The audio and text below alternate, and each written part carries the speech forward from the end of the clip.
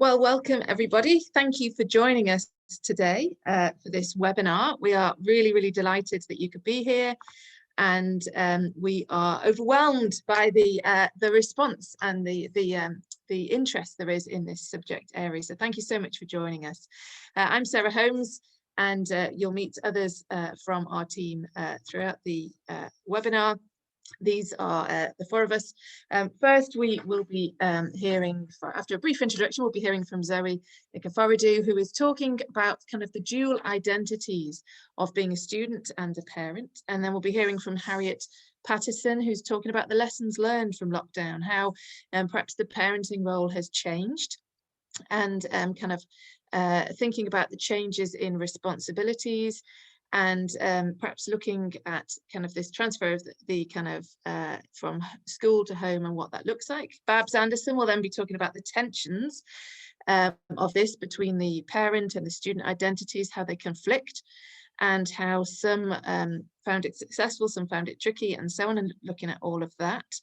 And then I'll be looking at the end at the kind of coping mechanisms that were adopted, but also looking at kind of the ways forward of how higher education institutions can better support and provide advice for students who are also parents.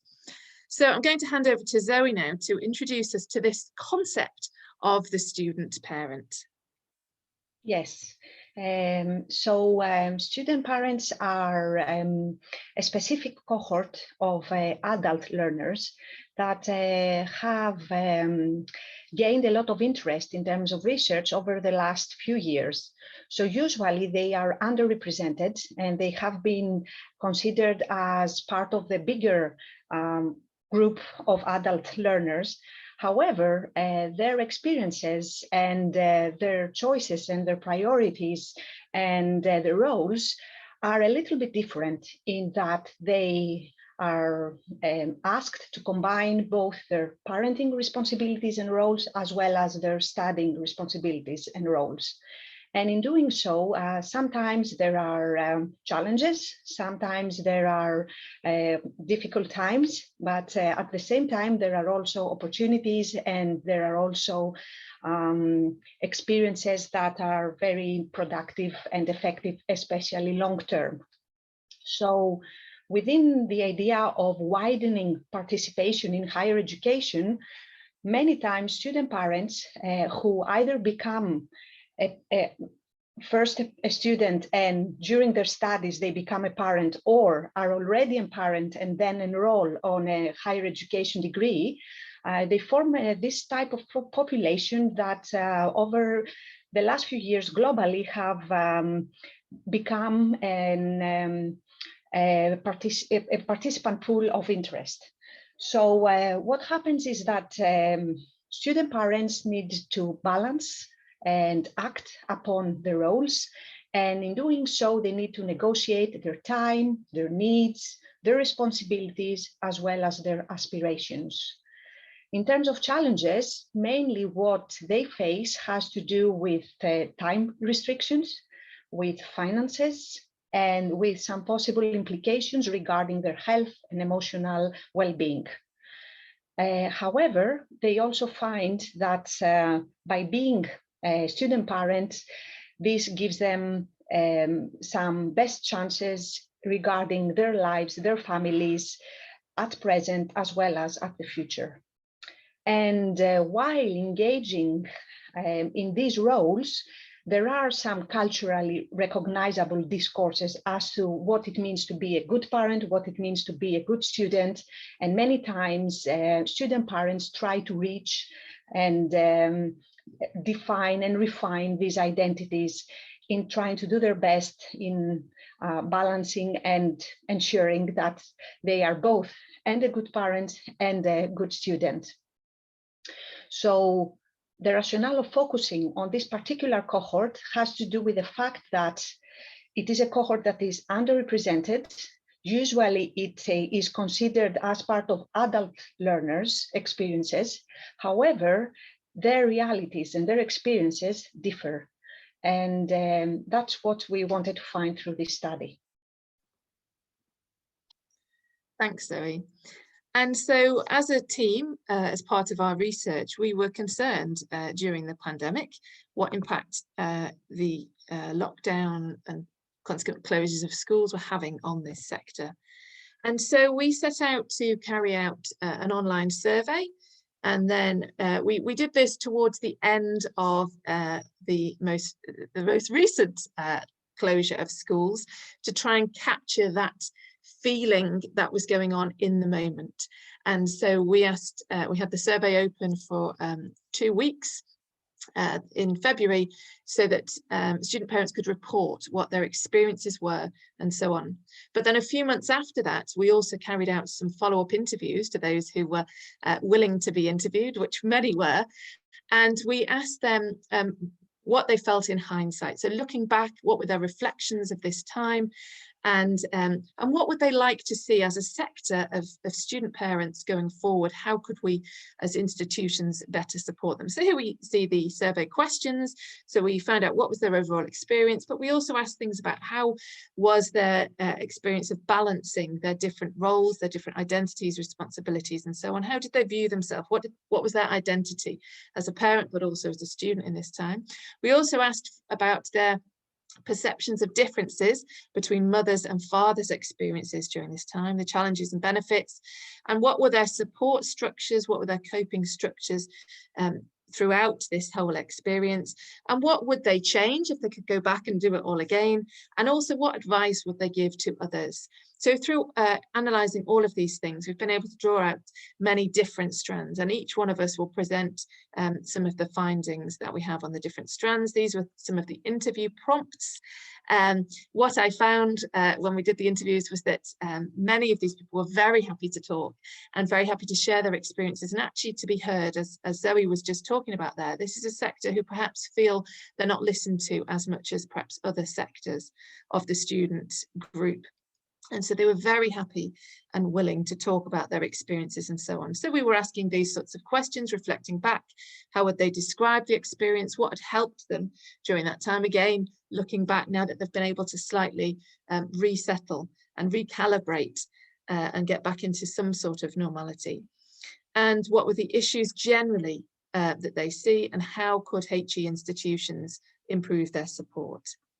And so just to give you a little bit of information about the participants, this was the online surveys. We had 91 students from 20 different institutions across the UK. And these responded to invitations that were shared by various students' union groups and so on. 85 female and 6 male, so a bit of an imbalance there. 55 were undergrads, 33 postgrads, and 3 others. And so that was quite a good insight there. 71 full-time, 20 part-time, and then we see some of the, in terms of the makeup of their family unit, 72 were married and cohabiting, although 5 very clearly stated that although they were married or cohabiting, their male partner wasn't available to help them with the logistics and balancing of it all. We had 18 single parents and 1 grandparent who was raising their grandchild. I didn't put on here, sorry, but the interview participants, we had 20 participants, again, from a range of institutions, and they were taken from this pool here. So that's a bit of information about how we gathered the data. And now we're going to move on to look at some of the different strands and elements that, that were coming through. So I'm going to hand over to Zoe for the first presentation. Okay.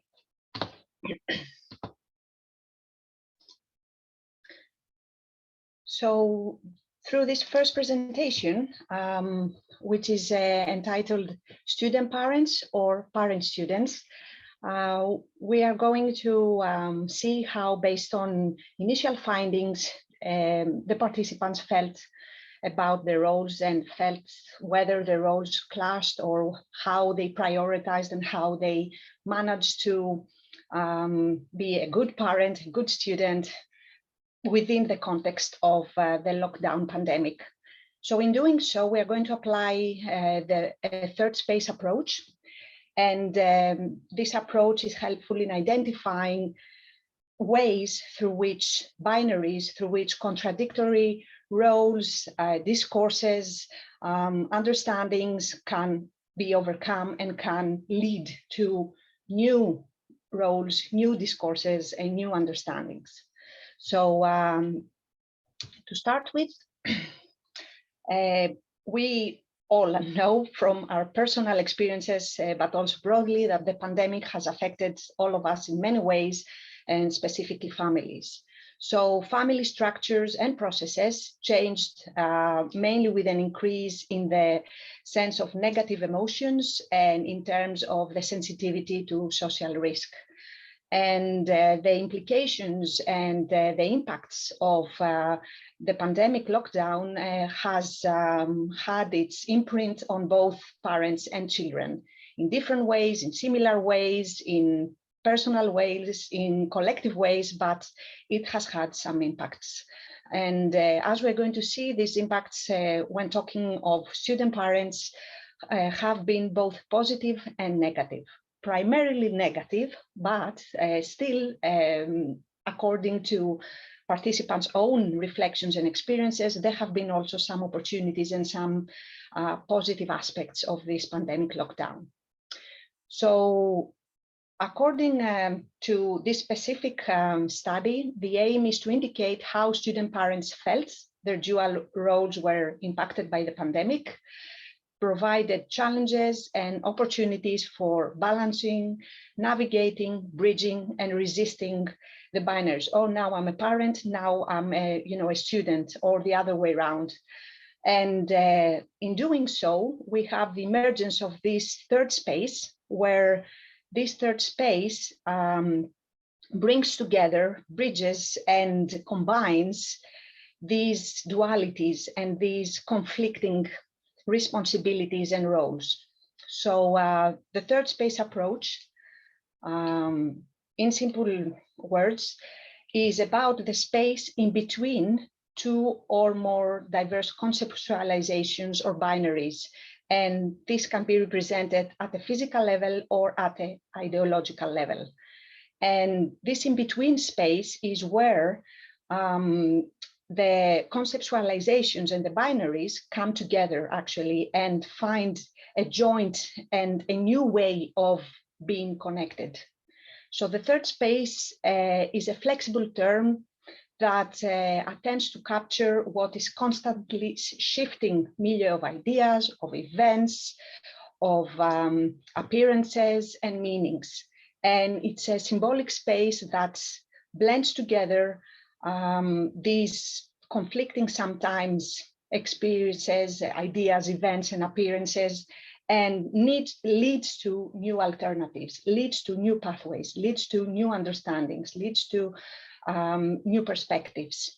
And as such, this third space approach is a conceptual way of theorizing and understanding personal experiences.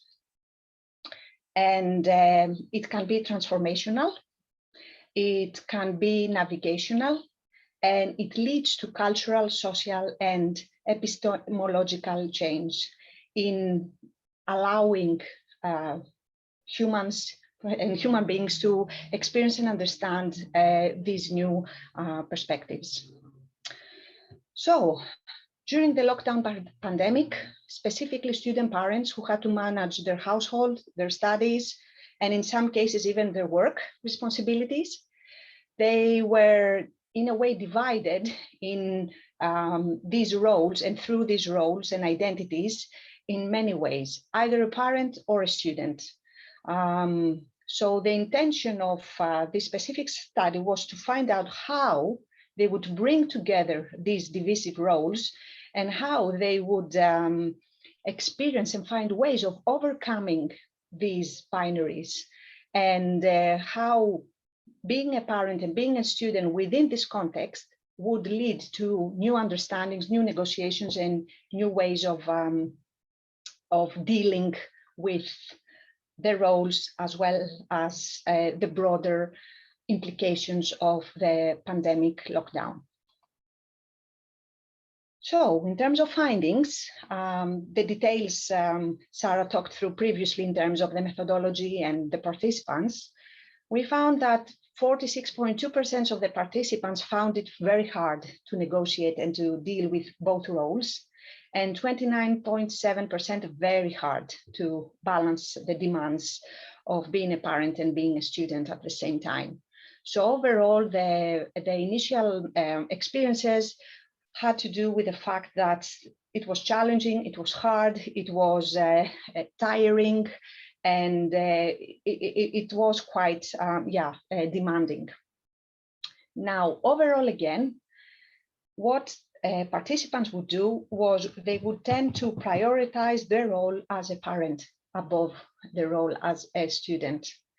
And they would value and they would set as at the top of their list being a parent as the most important thing throughout this novice experience for everyone. So for example, I'm first and foremost a mother. I'm a parent first, and I'm a student when I have time. So what tended to happen was that student parents during these circumstances would prioritize and emphasize their role as a parent and would somehow let aside their studies. So in regards to how they felt about being a parent during lockdown, so in this case, by applying the third space approach, we're talking about the first space, the positive experiences had to do with better relationships stemming from more family time. So they appreciated being longer and staying longer with their family and developing and getting and gaining better relationships. They also felt that this opportunity and this context gave them the chance to become more organized, more structured, and more proactive. However, they also had some negative experiences to report in regards to the cultural expectations of good and bad parenting. So they felt they couldn't do their best in terms of being parents. They felt guilty about that many times. They felt tired, and they felt that there was limited time to cope with everything happening around them. And another negative implication in regards to their parenting role had to do with the stress and the worry and the concern that stemmed from the lockdown experience. In regards to the second space, which was the role of being a student within a higher education institution, the negative connotations by 60.4% were more apparent, in that they felt that they couldn't meet the basic requirements needed for their studies. They couldn't fully commit. They were easily distracted. They felt that the university support systems were quite restricted and didn't provide them with enough resources. They also felt that the virtual learning was also a little bit problematic. And again, time restrictions were raised. In terms of positive experiences through lockdown, given their student role, 39.6% of the participants felt that their studies and student experience had gains. In that, for example, I have found being a student at this time helpful, as it has helped me to keep my mind off everything else going on. Or it has been hardworking. I found that identity seen as a student, not just a mom. So in these cases, we can see how participants felt that being a parent was a way of a distraction from being a parent, being a student, of being a parent, within this lockdown experience. So what happens then when these two roles come together? How did participants feel about the ways through which these two roles can be bridged and can be experienced, at the same time? So what was interesting is that they found that it wasn't a matter of duality, either parent or student, or the other way around, either student or parent. It was a matter of the emergence of new roles, of additional roles that came in play. So, for example, participant 43 mentioned that I'm not just, a mom or, a student. I'm also a teacher. I'm a friend. I'm a counselor. I'm a technology expert. I'm a cook. I'm a cleaner.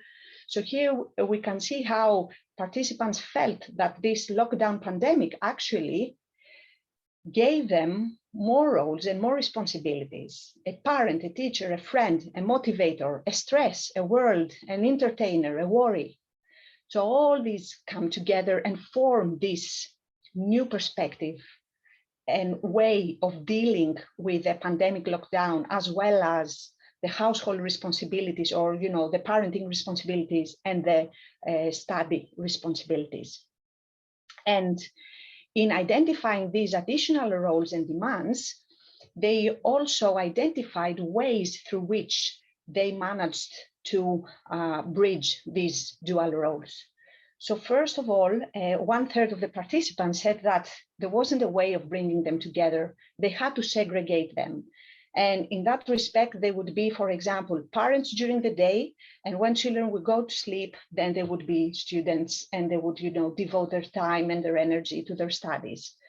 So it was hard to find ways of simultaneously bringing together the two roles. And this sense of segregation and division was helpful in separating the demands and the responsibilities for each of the two roles. Now, in terms of other ways through which they managed to navigate through these roles, they mentioned time management and a strict routine, and how that was helpful in organizing and in managing and in planning and in engaging with all the responsibilities. And also some of them mentioned the contribution of the social support that they received, either from family members or from systems like, for example, the nursery. So social support systems were really appreciated, and a strict routine as ways through which they were able to cope with the two roles. So I will, finish with a last slide here in addressing what participants mentioned as what they felt from this combination of the dual roles within the lockdown context, what they felt they would like to take forward, what they felt that they experienced and they valued and appreciated even more, and would like to take it forward after the lockdown. So here they report, the participants report, which are their priorities given their experience from the lockdown, as to how to manage and balance their dual roles, and what it is that they would like to have in place through this new experience in the future. And first and foremost, they would like more time with their family and their friends. And through this lockdown pandemic, they have the chance to reconsider and reposition quality time with family and quality time with friends. So that's something that they reported as being very important in taking forward. More time outdoors, more exercise, physical exercise, and less screen time was the second most popular answer. And lastly, a very, very minor, as you can see, percentage of the responses made reference to more time on university work. So mainly, again, through this consideration, we can see that, again, the priority and the emphasis of student parents' dual role has to do with their relationships and their bonds with their family, rather than their university work. And it shows, and again, supports the idea that through student parents' experiences, during lockdown, what mattered to them mostly was their parenting role rather than their student role. And I think here, yes, there are some references, and I'm happy to take any questions at the end if you would like any clarifications. So thank you for your attention, and I'm handing over to Harriet.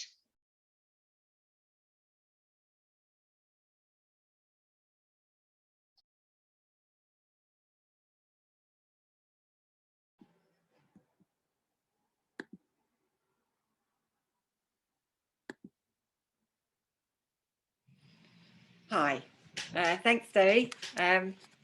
Yeah, so I'm going to talk about pandemic schooling. I'm going to talk about the aspect of having children at home and the experience of educating children at home through the pandemic. And you might have noticed when Sarah put up the survey questions that wasn't a question that was directly asked in any way on the survey, but it was drenched through the responses. There was a lot of the responses made reference to this experience of having children at home and educating children at home through the pandemic. So I've kind of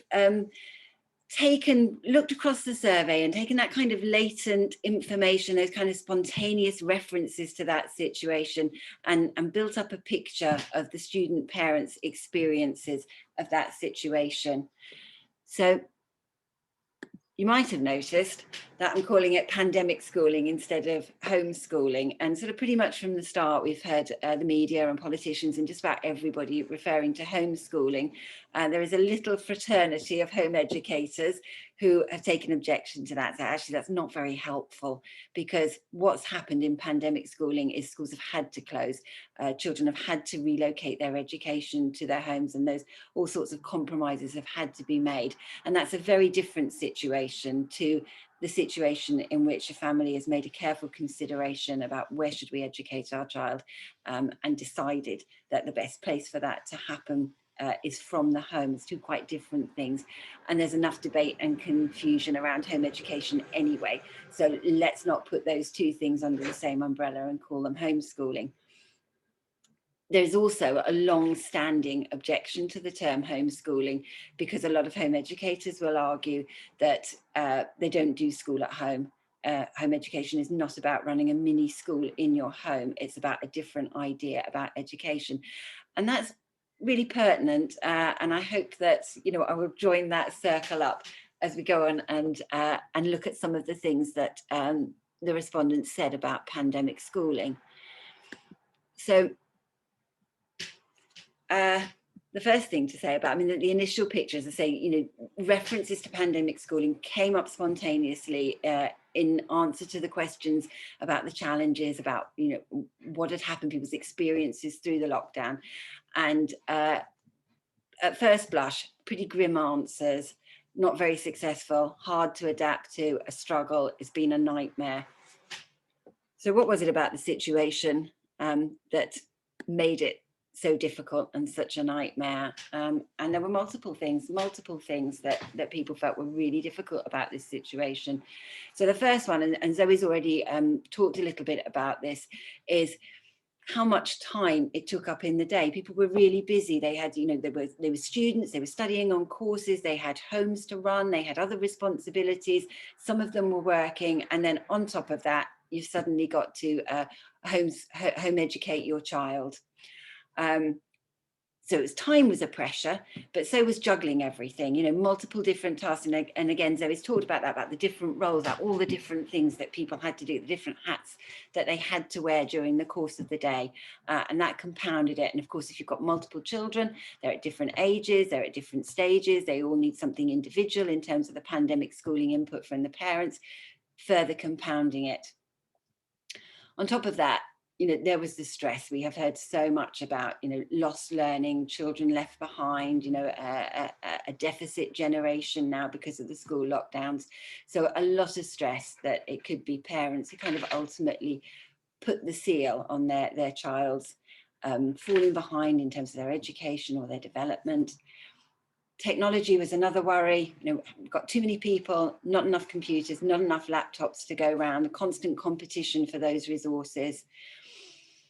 And on top of all that, parents were saying, we have to motivate them. We have to find ways to make them do these things that they don't particularly want to do. And that's a very hard role. So there were multiple sources of tension and difficulty surrounding this pandemic schooling. And behind that lay a really telling model of education that, people didn't talk about, respondents didn't talk about this explicitly, but implicitly behind those things, model of education based on learning and teaching. You have to have teaching input in order to have your learning outcome. So those two things go together, they can't be separated.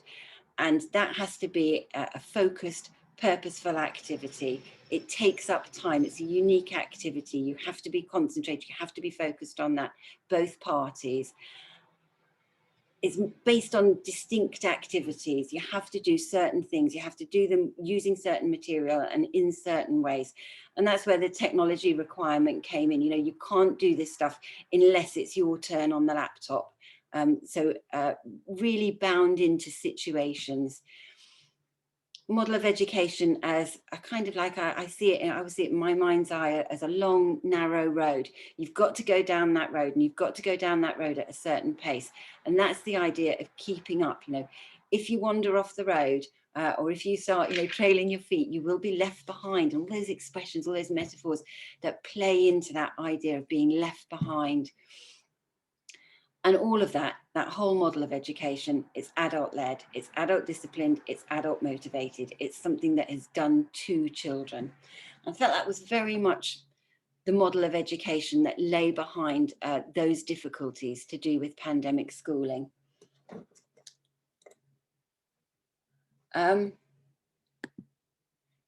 But it wasn't the whole story. This is where it got really interesting, because when parents turn to other questions in the questionnaire, and again, Zoe's talked about this, some of those things that were rising up through the responses as being the problems, the difficulties, you know, the nightmares about this situation, some of those same things got mentioned in, you know, were there any benefits? Was there any upside to this terrible situation?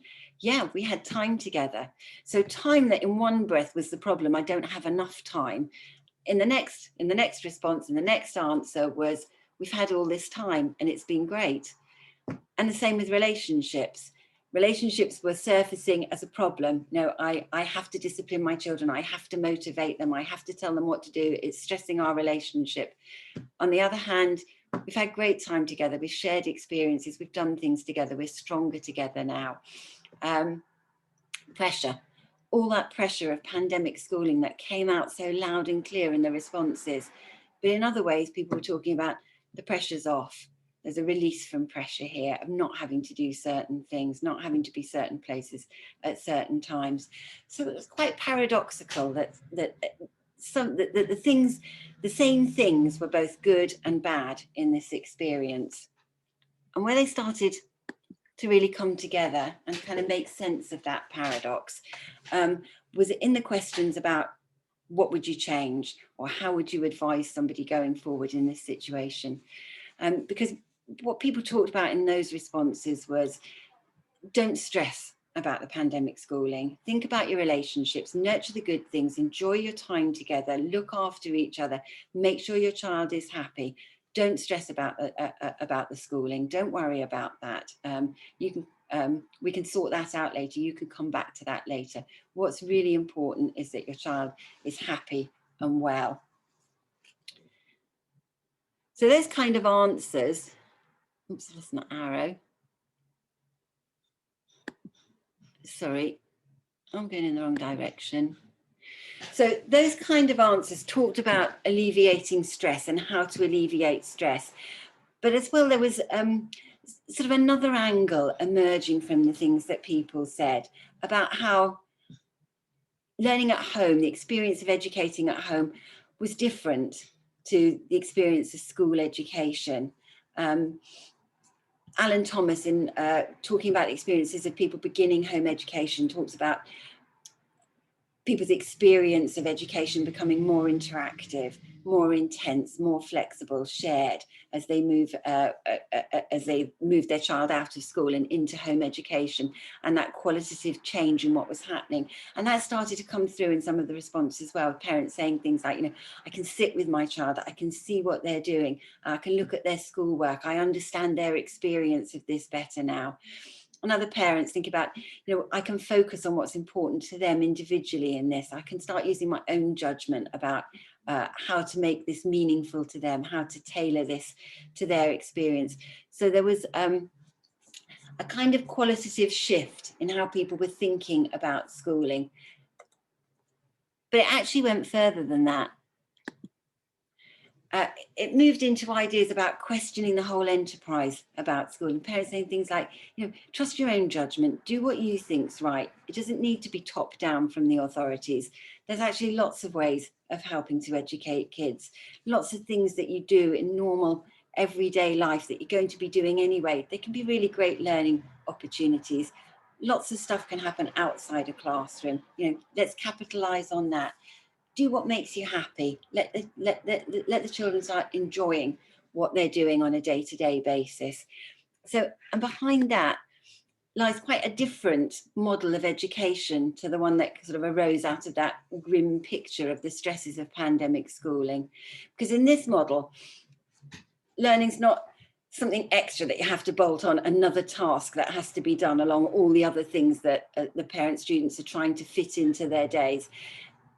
It's part of every activity, it's part of life, it's something that's ongoing, it's not something that you need to make a special space for. It's not so much about keeping up, it's not about maintaining the pace down that narrow road, it's more about going off exploring by yourself or with other people, going out and finding things, finding your own way, finding your own interests. It's much more flexible.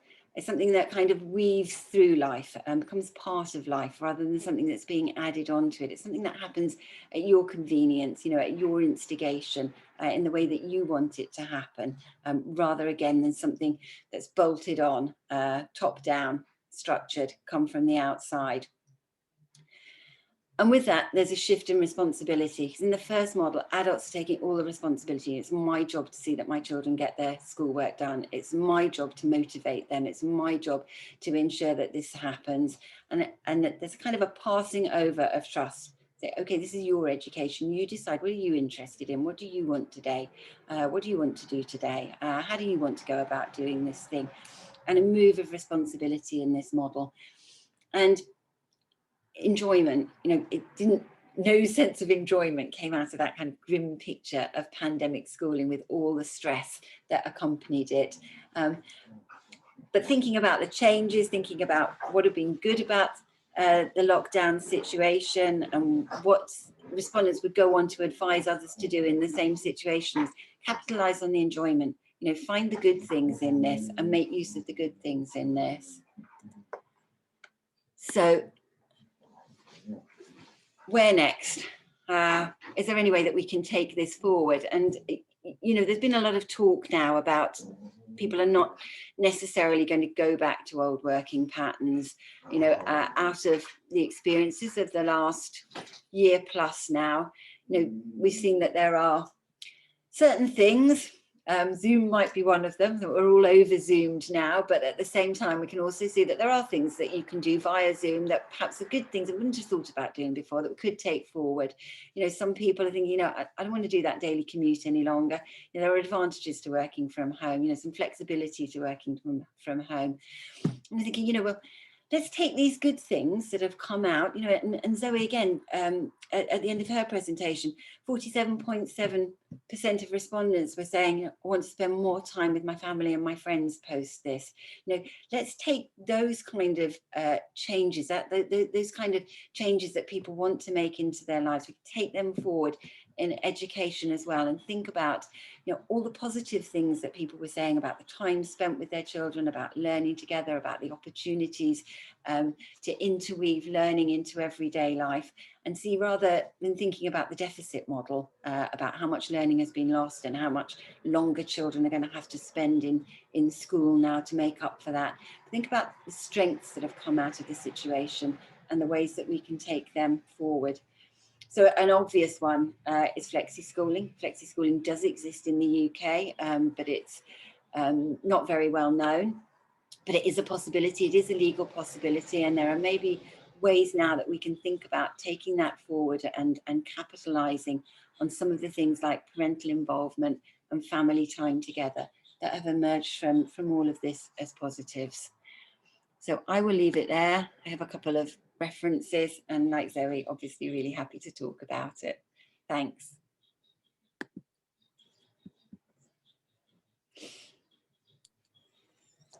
Hello there, so I'll take over, and I'm aware that we're running slightly late, so I will hopefully move through the presentation fairly quickly. So I'll just load up there and find the slideshow. Okay.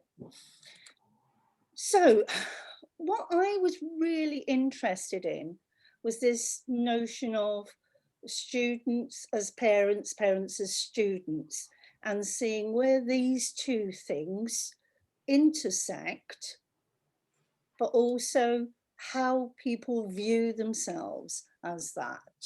So I've used the theoretical framework of intersectionality. And this is really devised, particularly from Black feminists in America, but it's increasingly used in education to look at this idea of an interdependence on formulations of identity. So in that way, I'm actually following on from some of Zoe's work with a third space. So instead of saying it's an entire third space, we're saying actually you still hold this sense of who you are as a parent, and at times it intersects or coincides with your idea, your view of yourself as a student. But what I was particularly interested in is this notion of power relations, and it's who do you see yourself as a parent? Are you powerful in that role, or do others actually have power over you? And I think for me, this was particularly strong. And Harriet was talking about this with the notion of the parent as having power was almost underutilized in pandemic schooling, because the power there for the child schooling was actually in the parents' hands to a certain degree. Don't get me wrong, I know that schools have sent work home for children, but it was almost as though there was a move of power. There was also a move for students in that instead of a collegial experience, it became individual to a certain extent. So again, there's the idea of if university is about coming together as a collegial body, then what does that using Zoom in your bedroom on your own mean for student identity? So going on to this idea, really the notion of that no single intersectional position experiences only privilege or only oppression. And by this we're saying for some aspects of being a student parent, there is oppression. But there's also slight privileges there as well. So it's to say that actually a single intersectional position always has elements of both privilege and oppression. And what I was particularly interested in this idea of exploring studenthood as an identity of becoming. We all, obviously, we want our students to keep going with us for masters and doctoral level, but there is at some point where the term student no longer belongs to you. For some, and our undergraduates are coming to that point, it might be a huge relief. They may have been instrumental in their views of studenthood into becoming actually a graduate, but parenthood as an identity of being. Actually, once you've had that baby put in your arms, you are responsible for them. And that is a huge responsibility. Okay, Crenshaw was one of the people who started this work in Black women's studies. So for them, the intersectionality was being Black and a woman. But here, I'll go very quickly. It's the idea intersectionality requires inequities are actively challenged. It is an examination of power relations, as I've alluded to before. What I particularly like is there's the explicitness of within group difference. All student parents are not the same.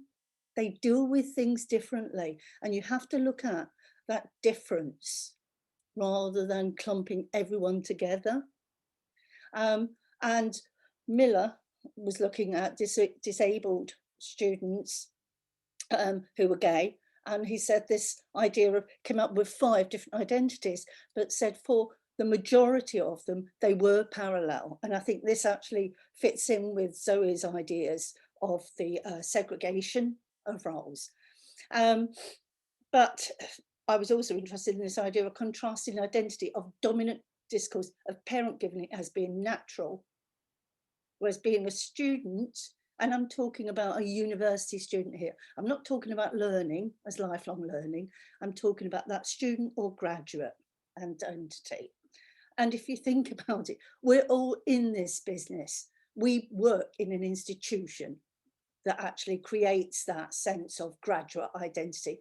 You only have to consider our graduations, right? So, very quickly, the question that I was really interested in, how have you seen yourself as a parent? Negative in aspects, right? I read through all of the comments over and over and over and again, immersed myself in them and picked out ideas that I was particularly interested in. This is not reflective of all of them, it's qualitative. So I put, yep, the stress all the time, hasn't time for my kids. This is as a parent, inadequate. And I noticed that Zoe had the same one. But for me, it was that sense of feeling inadequate, not the roles, but the inadequacy. And this bottom one here, as a parent, the responsibility of the parent educator has been blurred. Okay, so what's going on here? There's a change. And I have argued in the past that the responsibility for education has moved from the parent into the educational institution. But here, with a pandemic, that has changed. Okay, moving on. Positive aspects, yeah.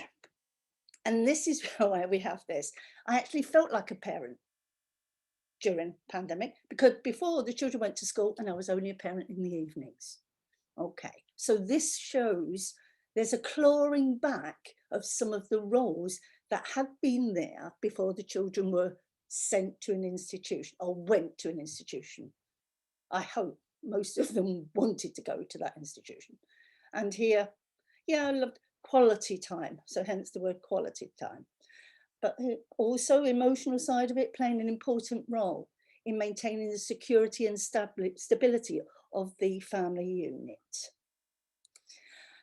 How have you seen yourself as a student? What's the negative sides of this? Again, I haven't really been a student. So for me, it wasn't a third space. It wasn't that much of an intersectionality. What happened was one thing has subsumed all the other roles. And I'm exhausted when the children are at bed. Here, I don't feel like I am one. What has happened, the pandemic has actually ensured that the student role has been reduced. So it's struggling with assignments as concentrations everywhere. Let's have a look at the positive sides though. And this, I will say, was quite beneficial to have a look at, to see. So more studious, study has become more important to me. This is someone who is maintaining their own sense of self as a student. It's not been subsumed to any other particular role.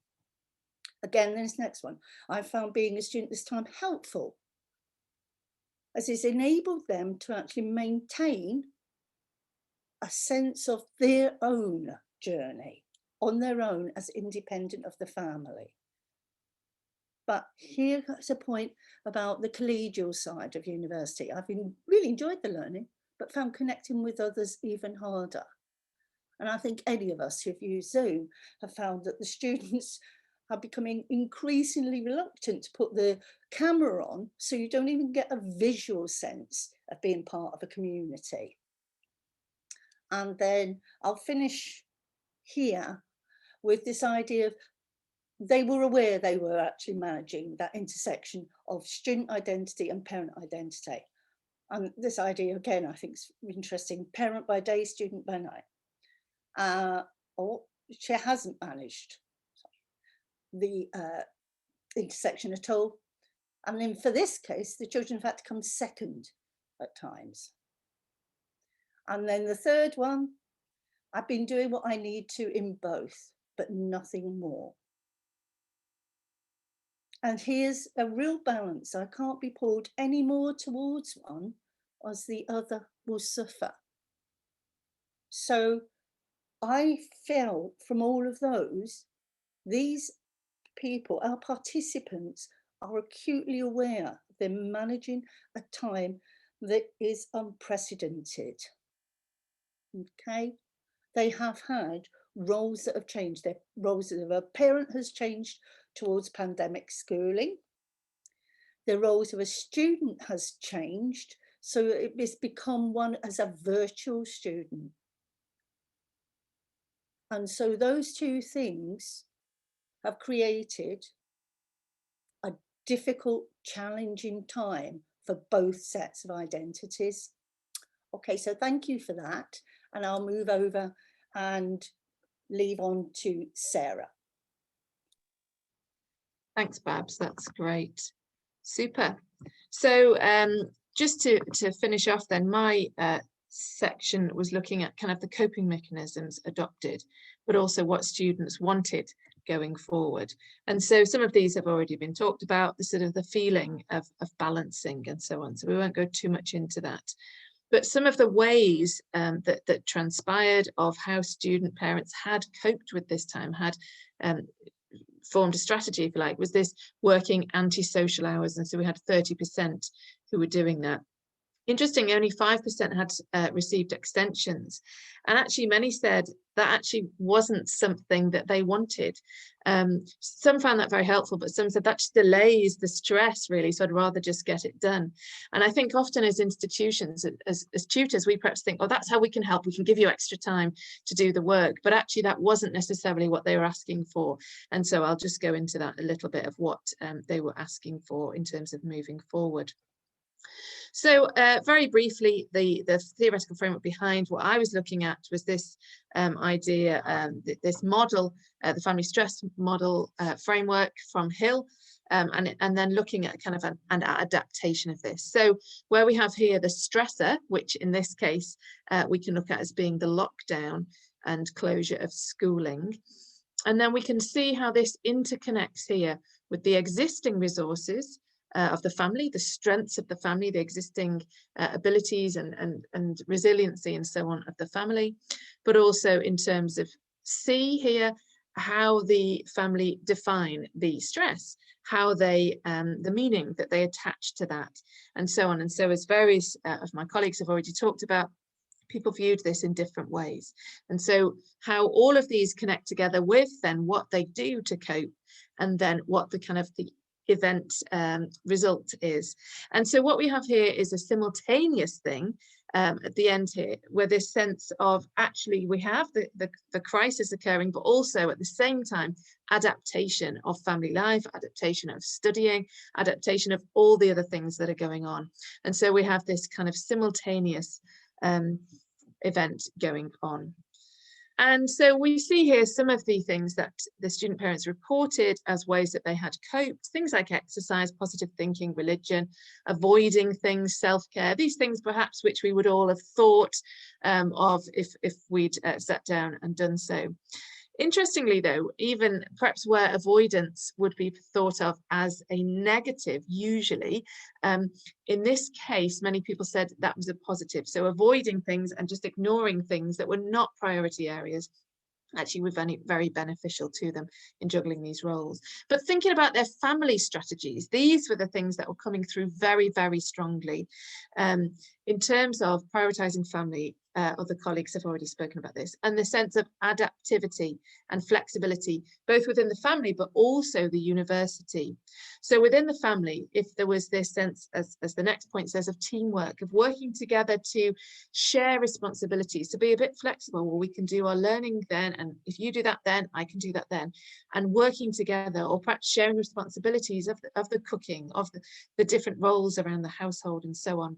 And Harriet's touched on some of those as well in terms of shared responsibilities. And why does it have to be adult-led, all of these things? But also the university flexibility. And this is the thing that very, very clearly, particularly in the interviews, was coming through, was that actually students found prior to the pandemic, there was not much flexibility within the system for student parents, but during the pandemic, universities were a lot more flexible.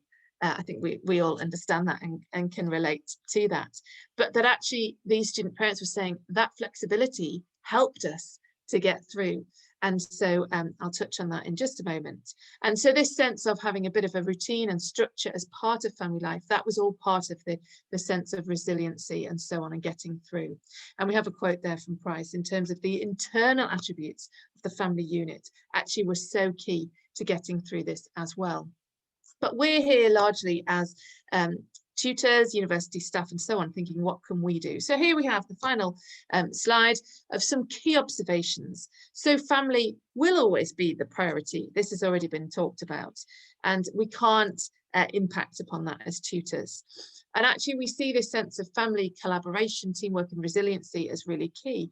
But one thing that students were very strongly saying was that actually they feel, because they are parents and are juggling the two roles, they feel undervalued, and that their work ethic, their work ethos is undervalued by universities, by tutors and so on. And so they often express this thing that students who weren't parents and didn't have those demands upon them perhaps could lie in the morning and be late, and there was this thing, oh dear, you're late again.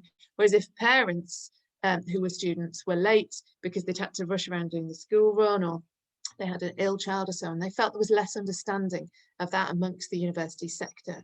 And that was a very strong theme that was coming through, particularly within the interview data as people were reflecting, looking back. Peer support and tutor understanding was very important in terms of going forward of what could be done to help. And by peer support, what they were talking about, the participants, was that there wasn't perhaps much understanding across the sector amongst their peers of what the demands upon them were. And actually a point further down in terms of awareness across the sector. And so many were expressing this thing that actually across the sector there's now improved awareness of, for example, disability inclusion, or the need to include others for other various different reasons.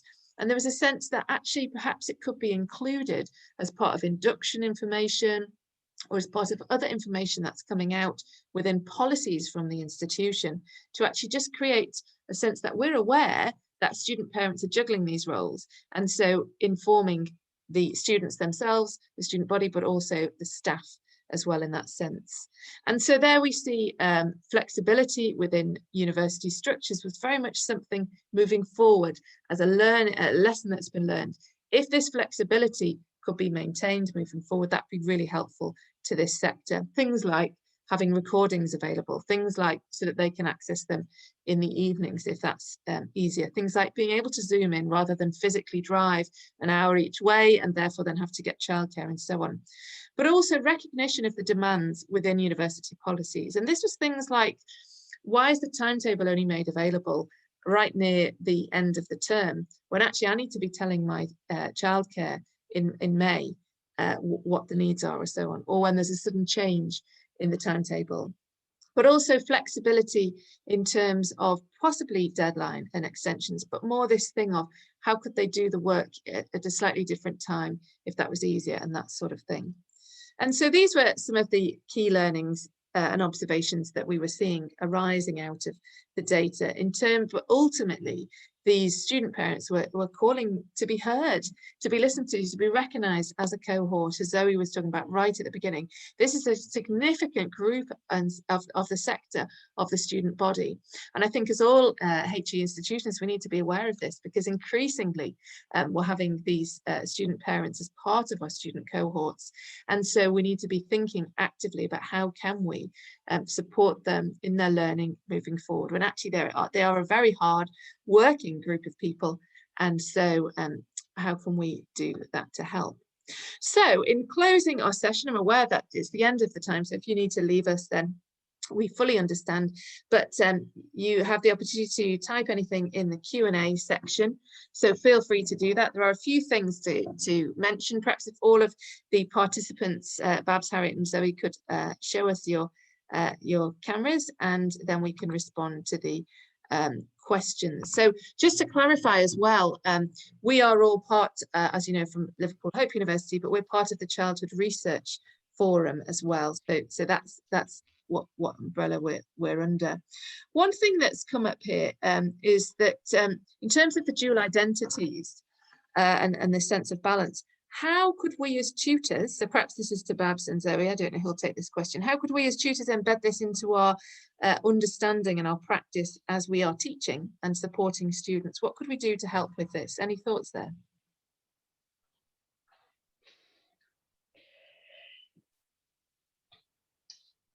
Babs, I see you want to give an answer, so I'm leaving it to you. No, I mean, I'm just reading the kind of the idea of whether the, I'm just reading from Cleona's one here, a question, the intersectional identity, binaries and deficits are intrinsically and extrinsically determined. Cleona, all I would say is we need to find that out. I think in doing this research, I've realised how many more questions I would have liked to have asked. It is very interesting for me that as a university, we have only this year developed a student maternity and pregnancy plan, only this year. And I know in the past, obviously we've had students with children, and yet we've almost thought, well, yeah, they could cope. Can I just add to that? It's a maternity plan, not a paternity plan. Indeed. Because sometimes we tend to forget about males, parent students. It's true. I mean, one of the students was talking in the interview about how prior to the pandemic, they needed the recordings of the sessions to help them with balancing things. And so the only way they could do it, they were recommended to do, was to go to the doctor and go down the mental health route and say that they had a mental health issue, because that was the only ability within the university structure to get that recordings. But actually, if there was just a bit more awareness within the policies and so on, they wouldn't have to have done that. So that was interesting. So have you any thoughts on how we could, as tutors, embed this into our practice? Well, do I go on, Harriet? You're on mute, Harriet.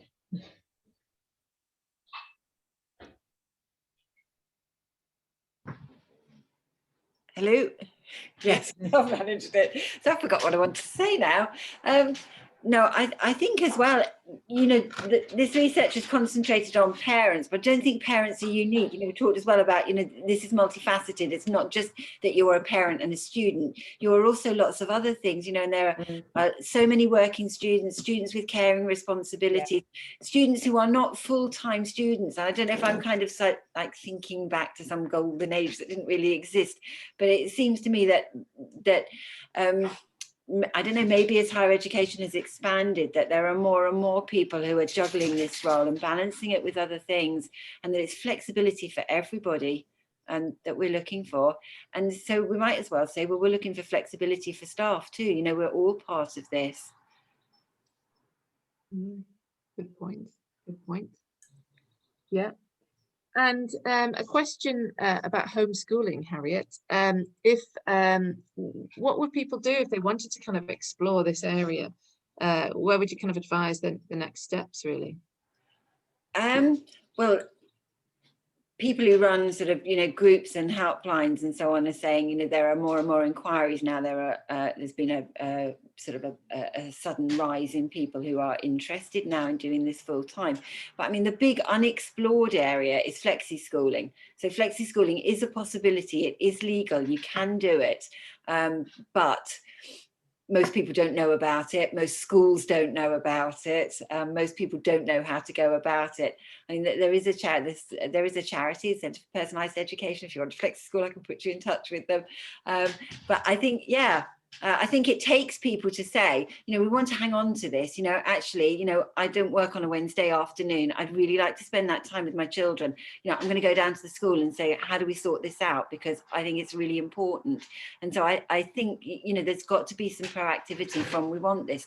Otherwise, I think we will find that, you know, the school day is extended and, you know, and the further testing and the people who haven't kept up through the pandemic and the deficit model will just grow, because that's the mindset that governs this currently. Absolutely. So any other comments from any of the we have a nice comment from Linda. again, in regards to school, to the pandemic schooling, Harriet, Linda mentions the funds of knowledge and domestic learning, which is validated in the USA Hispanic communities, less so here. Yeah, I think it is less. I think it is less so here, but it's, you know, it's so rich, and there is so much that we could take advantage of, you know, that is there, and so much in terms of quality of life as well, you know, in terms of family and enjoying family, and not that kind of that impression that came over about the you know, the stress of it all, of trying to get these things done and not being able to do this right, you know, and I think it was Babs had the quote, you know, if you're robbing Peter to pay Paul, everything is a payoff against everything else. It's not a very nice way to live. And can I just join in there? The irony of this is the EYFS makes it absolutely clear parents are the child's first educators, but do we really actually agree with that? I do, but yeah, we have a massive mistrust of parents and parents' abilities, and a massive mistrust of children and children's capabilities. Yeah, I think that's a whole nother webinar, that topic. Fascinating. Right. Well, I'm aware of the time, and people need to go and so on. So any other, I think we've answered the majority of the questions there. Any other comments at all before we finish? No? Well, thank you everybody for joining us. That's really, really great. And we'll make this recording available later. Feel free to get in touch with us if you have any questions or want to discuss any of these things with us going forward. Thank you so much for joining us.